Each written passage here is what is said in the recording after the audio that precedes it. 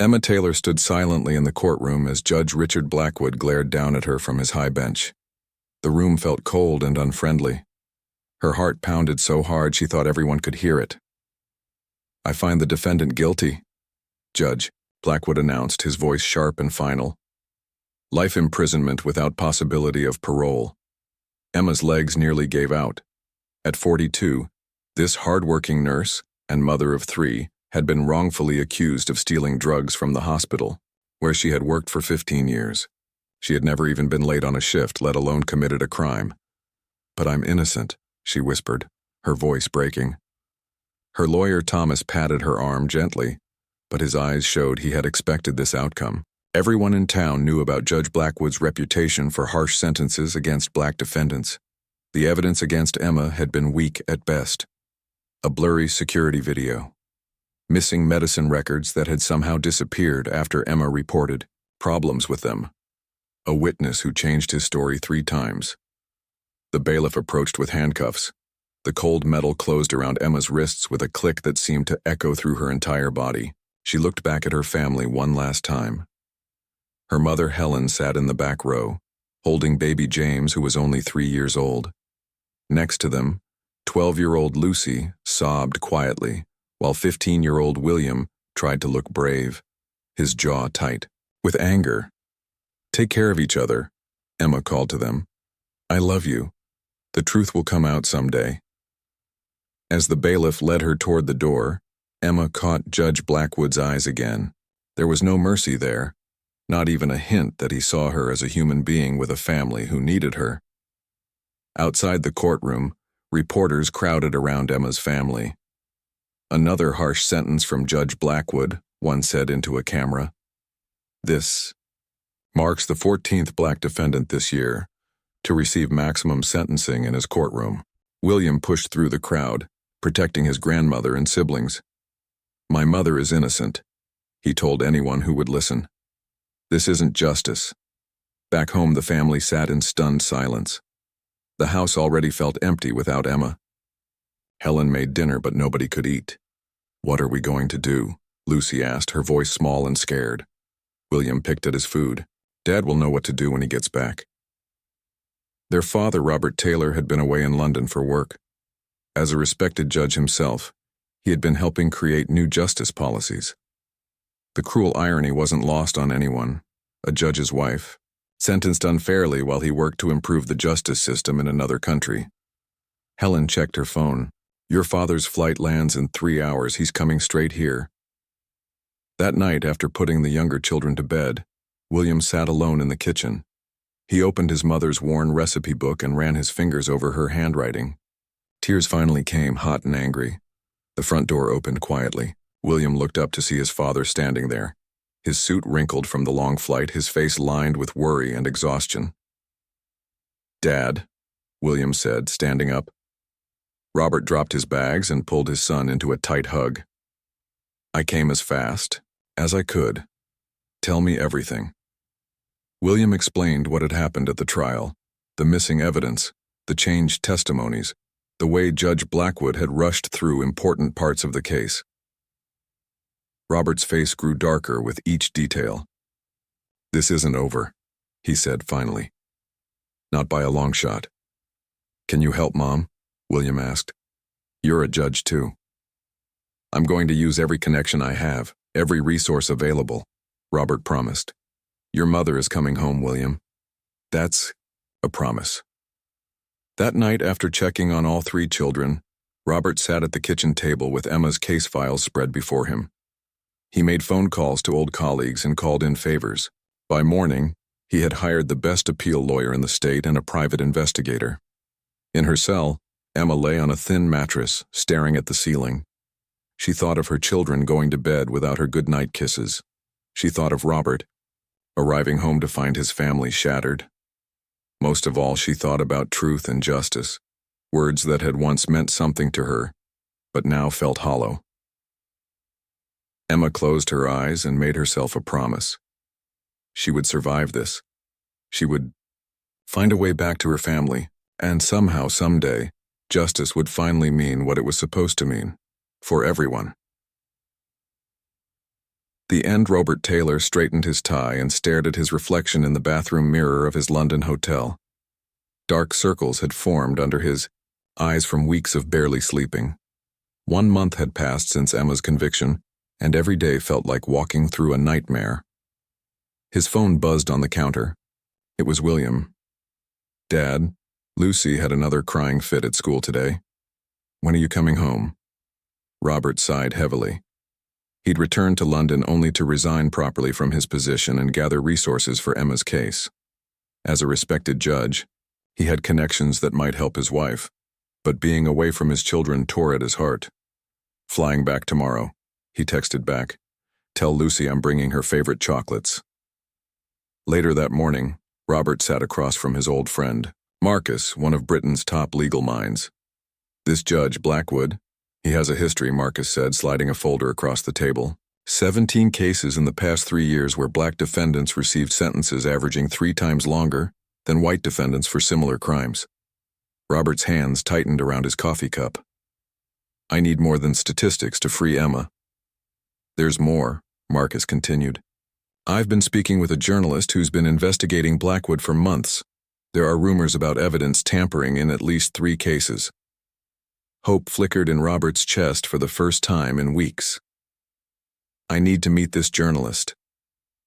That afternoon, Robert sat in a quiet cafe with Janet Miller, an investigative reporter with tired eyes and a determined expression. "Judge Blackwood has powerful friends," Janet explained quietly. "People who've helped bury complaints against him for years. But his clerk secretly recorded some troubling conversations. I've been trying to get my hands on those recordings." "What do you need from me?" Robert asked. "Your wife's case created a stir. If you publicly challenge Blackwood, it might encourage others to come forward." Robert thought about the risks, his own career, possible retaliation against Emma in prison. But he also thought about his children waiting at home, wondering why the system had taken their mother. "I'll do whatever it takes," he said finally. 2 days later, Robert arrived home. The house felt different, quieter, sadder. Toys lay untouched in corners. Dishes were piled in the sink despite Helen's best efforts. When the children saw him, they ran into his arms. Lucy clung to him. William tried to look strong, and little James simply asked, "Where's Mommy?" That night, after putting the children to bed, Robert sat with Helen in the kitchen. "How is she?" he asked, dreading the answer. Helen wiped away a tear. "She's trying to be brave. Says the other women inside have been kind to her. But Robert, she doesn't belong there. Emma has never hurt anyone in her life." "I'm going to visit her tomorrow," Robert said. "And I've hired a private investigator named Peter Green. He used to work for the FBI. If there's evidence that was hidden or tampered with, he'll find it." The next day, sitting across from Emma in the prison visiting room, Robert felt his heart breaking. Her bright spirit seemed dimmed. Her hands, once soft from the lotions she used after hospital shifts, were now rough and red. "The children?" she asked immediately. "Missing you terribly, but they're strong, like their mother." Robert leaned forward, lowering his voice. "Emma, I've found something. Judge Blackwood has a pattern of biased sentencing, and there might be evidence that was deliberately hidden in your case." Emma's eyes widened. "The security footage from the medicine room? The head nurse told me it existed, but during the trial, they said the cameras weren't working that day." "Exactly," Robert nodded. "My investigator is tracking down the hospital's IT manager. If that footage exists, it would show you were nowhere near the missing drugs when they disappeared." For the first time, a small smile appeared on Emma's face. "You really think we can fight this?" "With everything I have," Robert promised. "I've also spoken to a journalist who's been building a case against Blackwood for years. You're not his only victim, Emma." As visiting hours ended, Robert held Emma's hands tightly. "Next week, when I come back, I'll bring photos of the children, and hopefully some good news." That evening, Robert's phone rang. It was Peter, the investigator, Judge Taylor, I found the hospital's former IT manager, Peter said, his voice excited. He quit right after your wife's trial. Says he was pressured to say the security system failed that day, but he kept a backup of all files, including the footage from the medicine room. Robert's heart raced. And? The footage clearly shows someone else taking the drugs, someone who looks nothing like your wife. Robert closed his eyes, relief washing over him. This is just the beginning, Peter. Keep digging. I want to know everything about Judge Blackwood, who his friends are, who protects him, and how many other innocent people are sitting in prison because of him. That night, Robert looked at his sleeping children and made them a silent promise. Their mother would come home, and Judge Blackwood would finally face justice himself. The Endema mopped the prison floor with slow, steady movements. Her back ached from the hard work and harder prison mattress. 3 months had passed since her conviction, and each day blended into the next in a gray blur. Taylor, you've got a visitor, the guard called out. Emma's heart lifted slightly. Robert had been visiting twice a week, despite the 3-hour drive each way. These visits kept her going. In the visiting room, Emma saw not only Robert, but also a woman she didn't recognize, middle-aged with kind eyes and a notebook. Emma, this is Linda Matthews, Robert explained quietly. She's a lawyer who specializes in wrongful convictions. Linda smiled warmly. Your husband has been moving mountains to help you. Emma looked at Robert questioningly. We found the security footage, he said, his eyes bright with hope. The one that mysteriously disappeared during your trial. It clearly shows Nurse Diane taking the missing drugs, not you. Emma gasped. Diane? But she testified against me. Linda nodded. She had access to the medication inventory system using your login. We believe she deliberately framed you. But why would she do that? Emma asked. Peter discovered she has a gambling problem and serious debts, Robert explained. She's been stealing drugs for months to sell them. Linda opened her notebook. There's more. We've identified 3 other cases with similar patterns. All black defendants, all sentenced by Judge Blackwood, all with evidence that conveniently disappeared before trial. Emma felt a flicker of hope, but fear quickly followed. Blackwood has powerful friends. The prosecutor, the police chief, they all play golf together at that fancy country club. That's exactly why we need to be careful, Linda said. We're building a case not just for your release, but against the entire corrupt system that put you here. After they left, Emma returned to her cell. Her cellmate, Olivia, looked up from her book. Good news? Olivia asked. Maybe, Emma said, cautiously. My husband found evidence that might help me. Olivia set down her book. You're lucky. Most women in here don't have anyone fighting for them on the outside. Emma thought about this as she lay on her bunk that night. She wasn't the only innocent person behind these walls. If she got out, somehow she would help others too. Meanwhile, Robert sat in his home office, surrounded by papers. The children were finally asleep after another difficult day. William had gotten into a fight at school defending his mother's honor. Lucy had started wetting the bed again. Baby James kept asking when Mommy was coming home. Peter, the investigator, arrived late with a folder of new information. I tracked down former clerk from Blackwood's court, Peter said, dropping into a chair. She kept copies of some interesting documents before she quit last year. Robert opened the folder. Inside were handwritten notes between Judge Blackwood and Prosecutor Frank Wilson discussing Emma's case before the trial even started. This is clear evidence of judicial misconduct, Robert whispered, his hands shaking. Blackwood had already decided Emma was guilty before hearing any evidence. There's more, Peter said. I found 2 other nurses who were afraid to speak up during the trial.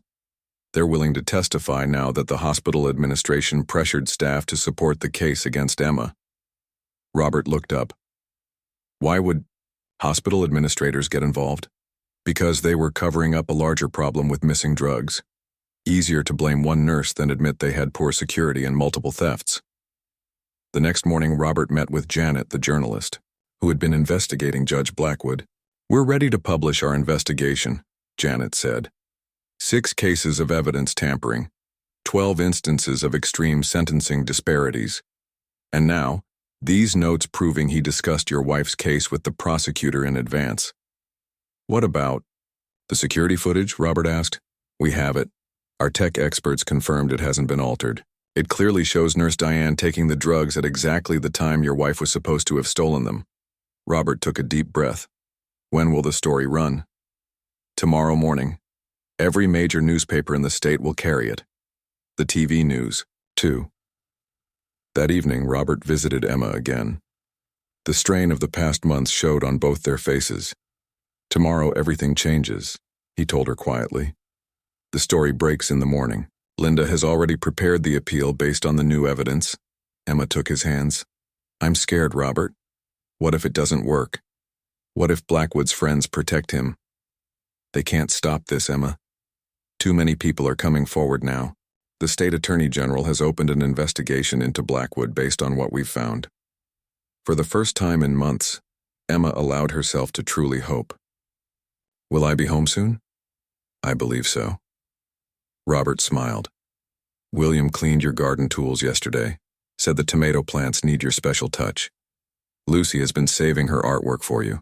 And James, he sleeps with your sweater every night. Emma wiped away tears. Tell them I'll be home soon to take care of everything. That night, while Emma slept in her cell, newspaper presses across the state began printing the headline, Justice Denied. Investigation reveals pattern of corruption. In Judge Blackwood's court, the fight was far from over, but the truth was finally coming to light. The Emma sat in the small conference room at the prison, dressed in the blue blouse and black skirt Helen had brought for her. Today was her appeal hearing. After 4 months of fighting, gathering evidence, and building public pressure, the day had finally arrived. Remember, just tell the truth, Linda advised, straightening Emma's collar. Judge Morgan has already seen the security footage and Blackwood's inappropriate communications with the prosecutor. Emma nodded, her hands shaking slightly. What about the children? Should they be here for this? Robert thought it best if only William attended, Linda explained. Lucy and James are staying with your mother, but William insisted on coming. He's quite determined for a 15-year-old. Outside the courthouse, reporters gathered in large numbers. The story of Judge Blackwood's pattern of biased sentencing had grown into a national scandal. 3 other wrongfully convicted people had already been released in the past month as their cases were reviewed. Inside the courtroom, Emma was surprised to see how many people had come to support her. Hospital colleagues who had been afraid to speak up before, parents from her children's school, even some of the prison staff who had come to believe in her innocence. Judge Morgan, a stern-looking woman with silver hair, entered the courtroom. Unlike Blackwood, she looked directly at Emma with clear, unbiased eyes. This appeal hearing will now begin, she announced. Based on the substantial new evidence presented, we will reconsider the case of Emma Taylor. The prosecutor, a new one assigned after Frank Wilson was suspended pending investigation, spoke first. Your Honor, in light of the newly discovered evidence, the state no longer opposes this appeal. We acknowledge that significant exculpatory evidence was improperly withheld during the original trial. A murmur ran through the courtroom. Emma felt Robert squeeze her hand under the table. Linda presented their case clearly and simply. First, she showed the security footage that clearly revealed Nurse Diane removing medications at the exact time Emma was accused of stealing them.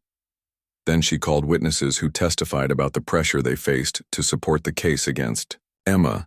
And finally, Linda said, I call William Taylor to the stand. Emma watched with pride and worry as her son walked confidently to the witness stand. At 15, he looked older than his years, dressed in a tie and jacket that hung slightly loose on his frame. William, Linda began gently, can you tell the court where your mother was on the evening of March 10th, when the final theft occurred? William nodded. She was at home with me. I had a severe asthma attack that night. My mom stayed up with me until nearly morning, giving me treatments every few hours. She never left the house. And do you have any evidence of this asthma attack? Yes, William said firmly. I was taken to the emergency room the next morning when my breathing didn't improve. Dr. Patterson treated me. The hospital records show my mom brought me in at 6:30 a.m., just 30 minutes after the theft supposedly happened at the hospital where she worked. Judge Morgan leaned forward. This medical record was not presented during the original trial? No, Your Honor, Linda confirmed. Neither the defense attorney nor the prosecutor requested these records, despite Emma mentioning this alibi repeatedly. After William stepped down, Linda called her final witness, Nurse Diane herself. Diane looked nervous as she took the stand. After being confronted with the security footage, she had accepted a plea deal in exchange for her testimony. Ms. Roberts, Linda began, can you tell the court who actually took the missing medications from the hospital storage room? Diane looked down. I did. And did Emma Taylor have any knowledge or involvement in these thefts? No. She knew nothing about it. Can you explain why Emma was blamed for your actions? Diane shifted uncomfortably. The hospital had been experiencing inventory problems for months. Administration was under pressure to solve the problem. When the last batch went missing, Hospital Director Phillips suggested focusing on Emma since she had recently filed complaints about staffing issues and safety concerns. And Judge Blackwood? Did you have any contact with him before the trial? Director Phillips told me that his golf buddy, Judge Blackwood, would make sure things went smoothly if I testified against Emma.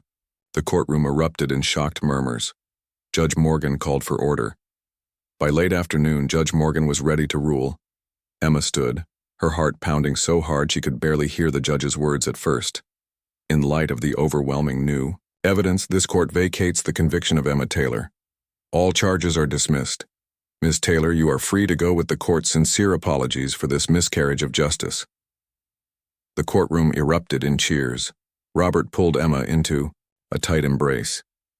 William pushed through the crowd to join them, tears streaming down his face. We did it, Mom, he said, hugging her fiercely. You're coming home. Outside the courthouse, Emma blinked in the bright sunlight of freedom. Reporters called out questions, but she couldn't focus on them. All she could see was the car where Lucy and James waited with her mother. As Emma walked down the courthouse steps, she noticed other families watching, families of people still wrongfully imprisoned by Judge Blackwood. In their eyes, she saw both hope and question. Would she forget them now that she was free? Emma stopped and turned to the reporters. This isn't just about me, she said clearly. This is about fixing a broken system, and that work is just beginning. And 6 months had passed since Emma came home. On this bright spring morning, she knelt in her garden, pressing small tomato plants into the warm soil. The simple feeling of dirt under her fingernails felt like a miracle after a year of prison concrete and steel. Mom. Lucy spilled her juice. Again. James called from the kitchen window. Emma smiled. Even the everyday problems of family life were precious now. Coming, sweetheart. Inside, Lucy sat at the kitchen table looking upset about the orange puddle spreading across the floor. At 9 years old, she still had moments of clumsiness that frustrated her. It's just juice, Emma said kindly, grabbing a cloth. Nothing. That can't be fixed. As Emma cleaned up, she glanced at the calendar on the refrigerator. Today was circled in red, the day of Judge Blackwood's sentencing hearing. After months of investigation, he had been found guilty of judicial misconduct, evidence tampering, and civil rights violations. The doorbell rang. Robert answered it while Emma helped Lucy change her shirt. Emma, Robert called. It's Margaret and Philip. Emma walked into the living room to find two people she'd met through the justice reform group she had started after her release. Margaret's husband had been wrongfully sentenced by Blackwood 3 years earlier. Philip's sister was still serving time despite serious questions about her case. We wanted to come by before heading to the courthouse, Margaret explained, for support. Emma nodded, understanding completely. In the months since her release, she had become an unexpected leader in the movement to fix the broken justice system. Her case had opened the floodgates. 27 of Blackwood's cases had been overturned so far, with dozens more under review. Let me just change quickly, Emma said. She hadn't planned to attend the sentencing, but seeing Margaret and Philip reminded her why this mattered so much. Upstairs, as Emma changed into a simple blue dress, Robert followed her into the bedroom. "Are you sure about this?" he asked gently. "You don't owe anyone anything more.